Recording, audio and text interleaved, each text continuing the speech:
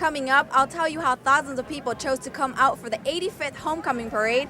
The main byproduct from converting used cooking oil into biodiesel is glycerol.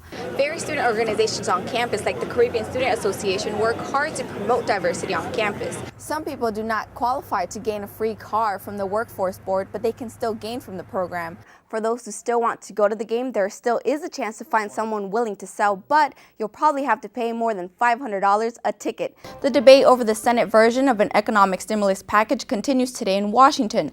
A day after signing the economic stimulus bill, President Barack Obama is moving on to home foreclosures. Usually, when people take a bite out of a burrito from Chipotle or a sandwich from Subway, they don't think about where the ingredients came from. Farm workers all across the state of Florida pick tomatoes that go into everyday foods, but the workers say they are not always treated fairly. Representatives from the Coalition of Immokalee Workers came to the University of Florida this past weekend to raise awareness. Today in the United States, and especially here in the state of Florida, so many people are unaware of the human rights abuses that are going on in the fields, including cases of modern-day slavery.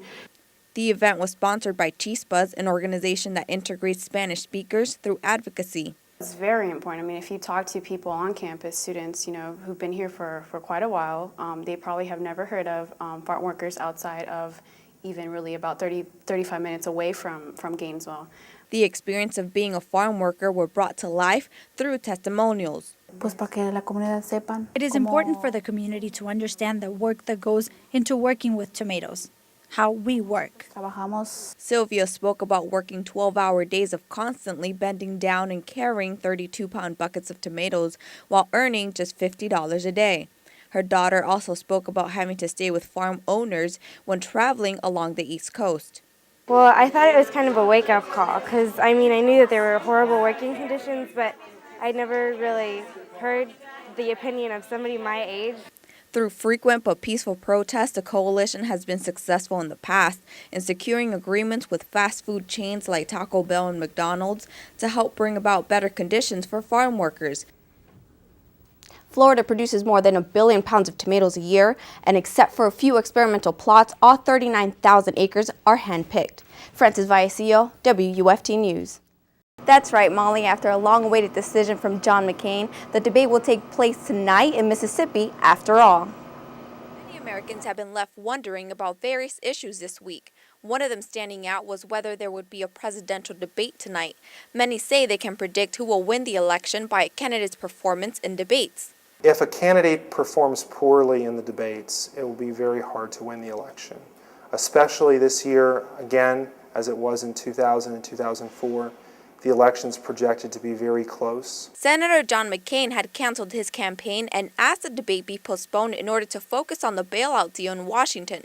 Late this morning, he changed his mind. These seats are empty now at the Grand Ballroom at the Rights Union, but they will be filling up tonight as people wait to watch the debate between Senators Barack Obama and John McCain. The debate is scheduled to take place in Mississippi. The first of 3 debates was supposed to focus on foreign policy, which might have favored McCain. But now, with the financial crisis the country is facing, the candidates will debate the economy. Some say McCain's last-minute agreement could hurt him. The fact that we don't know whether there will be a debate probably will decrease viewership for tonight, which actually hurts both candidates who are trying to get their messages out to the public so the public can make a decision between them. When I spoke to Professor Heaney earlier today, we did not know about McCain's final decision. Experts say there is no clear frontrunner yet, and both candidates will have a lot to prove. Reporting from the WUFT Newsroom, Francis Vallecillo, WUFT News. Florida highways are going to be very busy from now until after Thanksgiving. That is especially true for the area of Gainesville because of its demographics. University of Florida students travel in the state throughout the year, but the volume picks up at this time of the year. Oh yeah, there's definitely more traffic. You have to kind of schedule like when you don't think as many people are going to be leaving, especially to come back to Gainesville. I think most of the time you just not necessarily worry, but you're just careful because it is a long drive and people get tired. But for the most part, I've never had any problems. Traffic's okay. The only thing is rain. In 2007, the 20 to 24 age group had the second highest rate of crash involvement, but the Florida Highway Patrol is trying to stay positive. We're not really projecting anything at this point. We don't want to focus on the doom and gloom. What we want to focus on is that we're going to take a proactive stance. In 2007, the state mileage death rate, or number of deaths per 100 million vehicle miles traveled, was 1.57. That was the lowest in state history, but some travelers are still cautious. I have seen one accident that backed up the interstate about 20 miles. It was pretty bad, they said on the radio. There are some tips that everyone should keep in mind before they hit the road. Start your trip a little early. Anticipate that there could be heavy traffic. Know some alternate routes that you could take. Francis Vallecillo, WUFT News.